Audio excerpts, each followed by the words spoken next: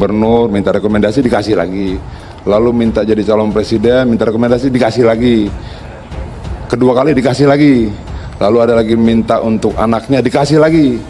Lalu ada lagi minta untuk menantunya dikasih lagi. Banyak bang ya dikasihnya bang? Dikasihnya banyak benar. Nah ketika kemudian ada permintaan 3 periode, kita tolak. Ini masalah konstitusi, ini masalah bangsa, ini masalah rakyat yang harus kita tidak bisa setujui. Kemudian ada pihak yang marah, ya terserah mereka. Yang jelas kita bertahan untuk menjaga konstitusi. Indonesia tanah air beta, pusaka abadi nan jaya.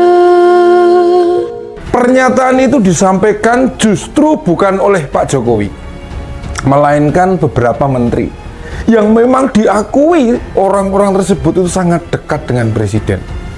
Adanya usulan tambahan periode presiden juga diiringi opsi lain, yakni perpanjangan masa jabatan.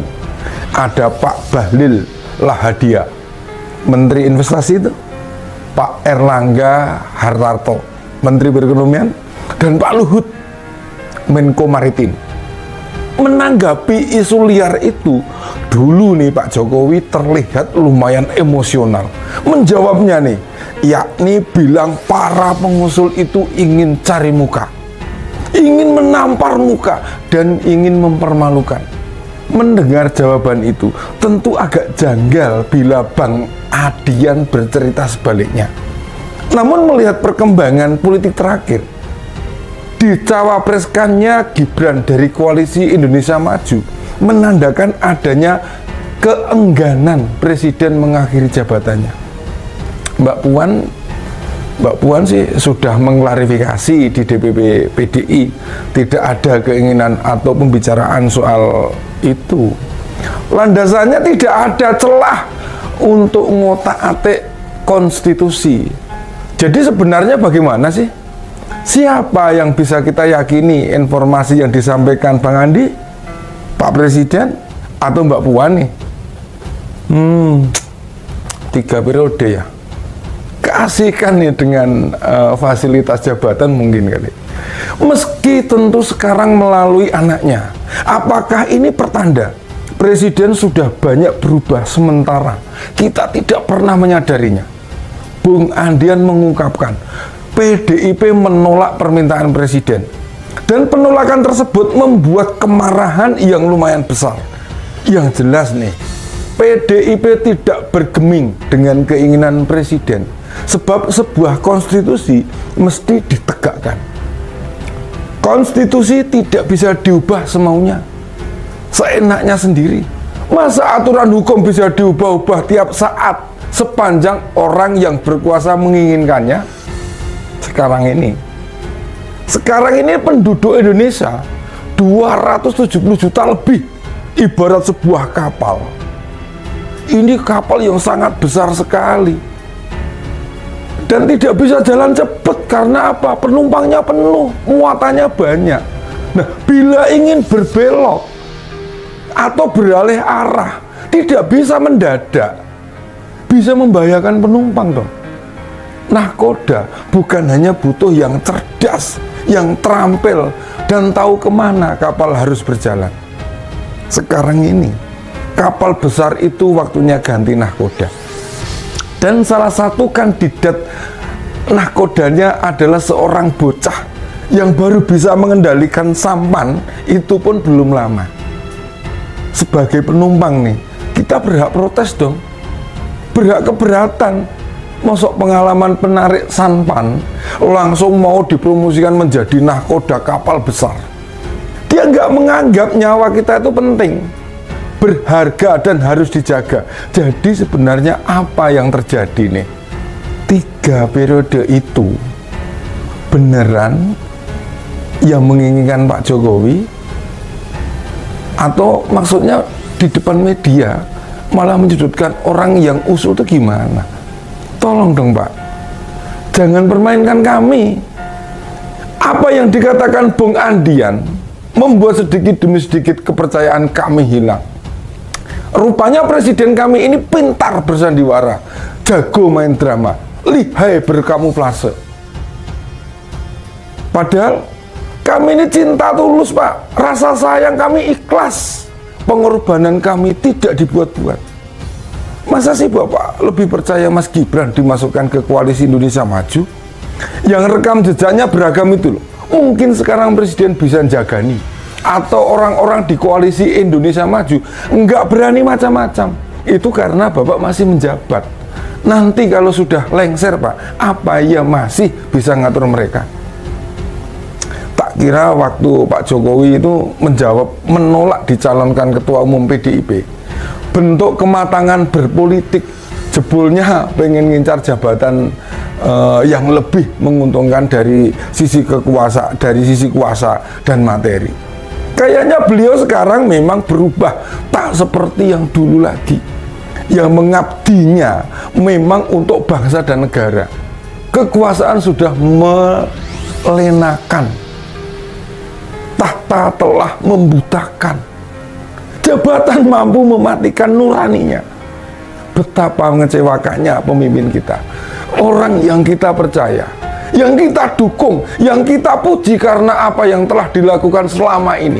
Sudah banyak rakyat menarik kepercayaan.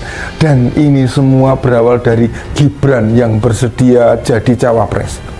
Kita tidak bisa membayangkan di Koalisi Indonesia Maju selain Gerindra ada Golkar, PAN, Demokrat, ditambah 5 parpol non kursi DPR.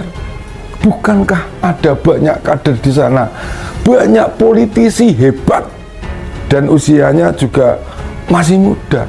Mengapa mereka rela melepas kesempatan mengusung kader sendiri, malah mendukung kader partai lain? Entah diakui atau tidak nih, mereka juga dikibuli presiden loh. Bahkan orang sekelas Fahri Hamzah sekarang nih mati-matian membela wali kota Solo. Apa mereka juga sempat dicurhati ya? Bila presiden menginginkan masa jabatannya bertambah, lalu yang bisa dilakukan dengan menempatkan anaknya meneruskan kekuasaan bapaknya. Ternyata politik kita belum beranjak kemana-mana. Kepentingan politik masih mampu mengalahkan politisi-politisi kawakan yang katanya para pendekar demokrasi. Di satu sisi, kita memang menyesalkan betapa ringannya keluarga presiden dengan enteng pindahan rumah dari kandang banteng ke kos-kosan sementara. Yang banyak dihuni partai, kita lihat tidak ada perasaan bersalah, tidak ada kesedihan dengan perpisahan, tidak ada duka sama sekali. Putra sulungnya belum mengundurkan diri dari PDIP, hanya pamit mau ikut pilpres. Menantu dari putri kedua, meski masih di PDIP, menyatakan mendukung kakak iparnya, serta si bungsu nih kini jadi komandan PSI.